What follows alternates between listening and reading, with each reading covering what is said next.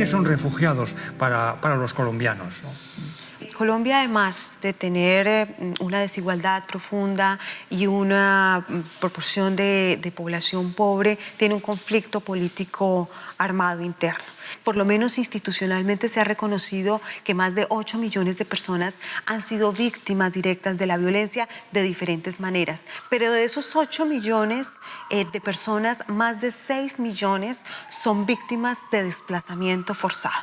Es gente que ha tenido que huir a causa de las acciones bélicas de los grupos armados, pero es también gente que ha tenido que retirarse de ciertos territorios porque algunos actores ilegales tienen unos intereses económicos sobre sus territorios. Pero además de todo eso, también el conflicto ha generado la expulsión de colombianos hacia el exterior.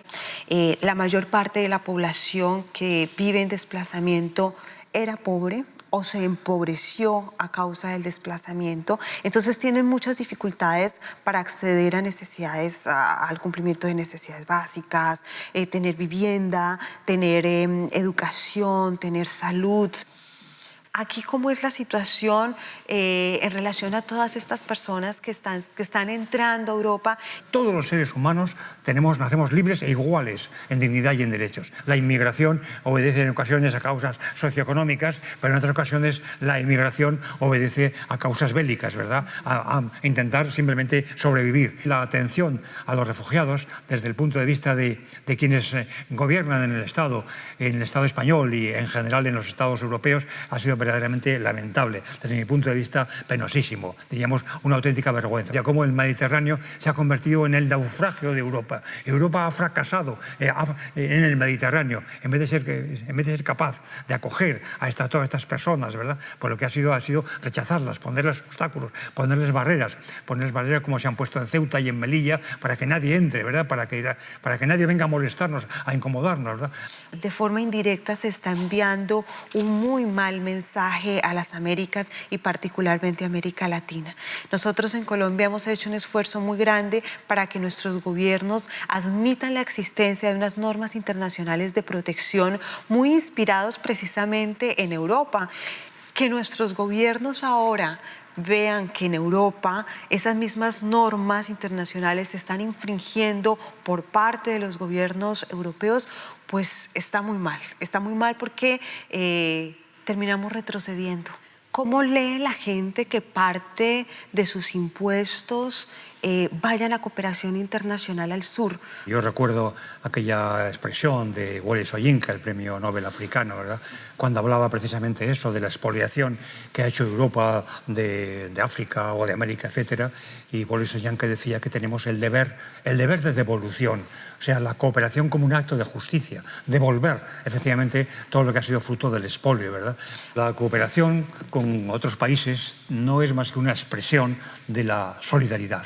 Y tenemos naturalmente que expresar nuestra solidaridad con los que viven junto a nosotros, con todos los pueblos del mundo, y la solidaridad con las futuras generaciones. Sí me gustaría que me explicaras cómo se entiende desde Colombia la cooperación al desarrollo.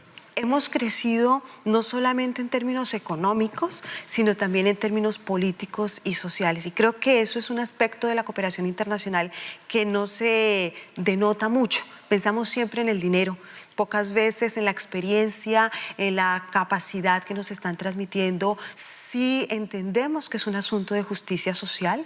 Nosotros creemos que un país que de alguna manera tiene unos problemas económicos estructurales, tiene una alta pobreza, una alta desigualdad, no lo es al margen de la situación económica global.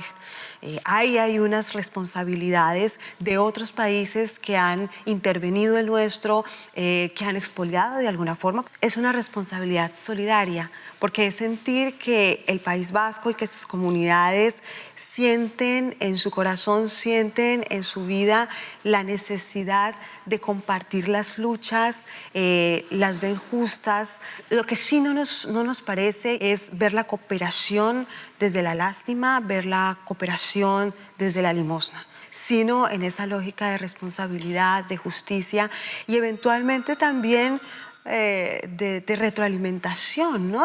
Cómo esa cooperación internacional es que ustedes ofrecen permanentemente se revierte a la ciudadanía, a la comunidad en País Vasco. No podemos naturalmente pensar que somos un elemento aislado y que los demás que no nos preocupan lo más mínimo. Todo lo contrario. Tenemos que pensar que antes que nada somos ciudadanos del mundo. La única manera de entender la solidaridad es no excluir a nadie. No excluir a nadie ni por proximidad geográfica ni por ninguna otra relación de ningún tipo. Que el desarrollo sostenible está basado en 3 pilares, ¿no? El social, el económico y el medioambiental. Pero que todo ello tiene que estar naturalmente impulsado por el derecho básico a la participación política. Porque si no, es reducir al ciudadano, en cualquier lugar, en cualquier país del mundo, diríamos reducirlo a público, reducirlo a espectador. Y el ciudadano tiene que ser agente, tiene que ser actor, tiene que ser protagonista de su propia vida. Muy interesante, muy agradable esta conversación. Me ha permitido comprender mucho más cómo entienden ustedes el tema de la cooperación, pero sobre todo conocerte a ti. Gracias a ti, Vera. Ha sido muy grato tenerte aquí. Admiramos todos profundamente el trabajo que haces. Me encantó conocerte.